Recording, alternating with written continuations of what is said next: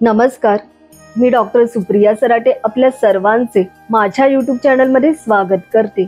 मित्रमैत्रिणींनो, पापमोचनी एकादशीच्या दिवशी विष्णू भगवानाची पूजा केली जाते। या दिवशी भगवान विष्णूंची पूजा केल्यामुळे जीवनामध्ये झालेल्या पापांपासून मुक्ती मिळण्यास मदत होते आणि धार्मिक मान्यताही हीच आहे। प्रत्येक वर्षी चैत्र महिन्यातील कृष्ण पक्षातील एकादशी तिथीला पापमोचनी एकादशी म्हणतात। पापमोचनी एकादशी कधी आहे याबद्दल जाणून घेऊया।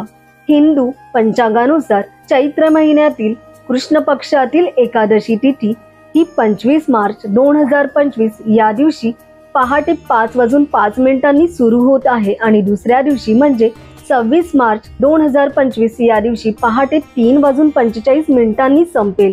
हिंदू धर्मात उदय तिथी लक्षात ठेवून उपवास पाळला जातो। अशा परिस्थितीत उदय तिथीनुसार पापमोचनी एकादशीचे व्रत 25 मार्च 2025 या दिवशी केले जाईल। पापमोचनी एकादशीच्या दिवशी चुकूनही तुळशीला पाणी अर्पण करू नका। एवढेच नाही तर या दिवशी चुकूनही तुळशीची पाने तोडू नका। असे केल्याने भगवान विष्णू नाराज होतील।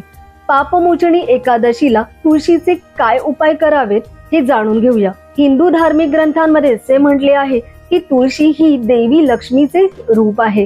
तुळशीमध्येही माता लक्ष्मी वास करते, म्हणून पापमोचनी एकादशीच्या दिवशी तुळशी मातेची पूजा करावी, तिच्या समोर दिवा लावावा। असे केल्याने भगवान विष्णू आणि माता लक्ष्मी यांचा आशीर्वाद प्राप्त होतो। पापमोचनी एकादशीच्या दिवशी तुळशीच्या रोपाला पवित्र धागा बांधून सुखी वैवाहिक जीवनासाठी आपण प्रार्थना करावी। असे केल्याने वैवाहिक जीवन आनंदी राहते।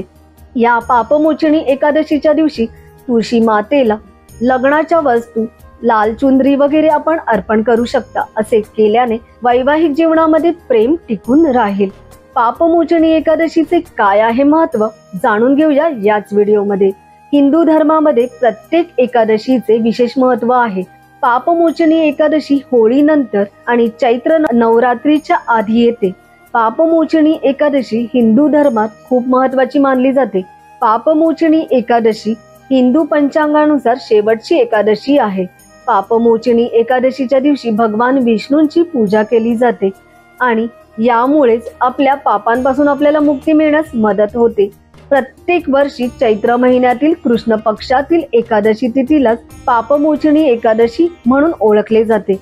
या दिवशी उपवास करून खऱ्या मनाने प्रायश्चित केल्याने सर्वात गंभीर पापे नष्ट होतात, अशी धार्मिक श्रद्धा आहे। पापमोचनी एकादशीच्या दिवशी उपवास केल्याने पूर्वजांनाही मोक्ष मिळतो आणि मागील जन्मातील पापांचा परिणाम कमी होतो।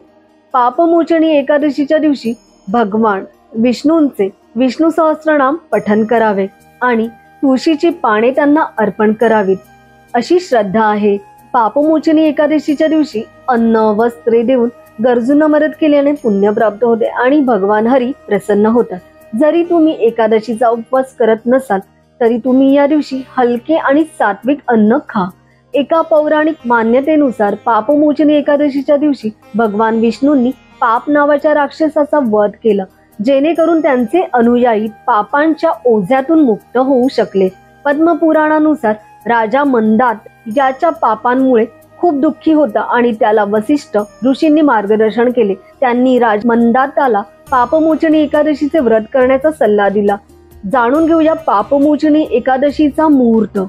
पापमोचनी एकादशीचा उपवास आपण 25 मार्च 2025 या दिवशी सुरू करू शकता, कारण या दिवशी एकादशी तिथी सुरू होत आहे ती सकाळी 5:05 आणि 26 मार्च 2025 या दिवशी 3:45 ही तिथी संपेल। पूजेचा काळ आहे 25 मार्च 2025 या दिवशी सकाळी 9:22 ते दुपारी 1:47। पारण वेळ ही 26 मार्च 2025 या दिवशी सकाळी 1:39 ते 4:06 असणार आहे। तेव्हा नक्की लक्षात ठेवा आणि त्याप्रमाणे करा। मित्रमैत्रिणींनो, आपण पापमोचनी एकादशीचे व्रत करणार असाल तर कमेंटद्वारे नक्की कळवा आणि आपल्या काही शंका असतील त्याही आम्हाला कमेंटद्वारे कळवायला विसरू नका। धन्यवाद। मित्रांनो, आपल्याला आमचा व्हिडिओ आवडला असेल तर नक्की लाईक करा, शेअर करा आणि चॅनलला नवीन असाल तर सबस्क्राईब करायला विसरू नका। धन्यवाद।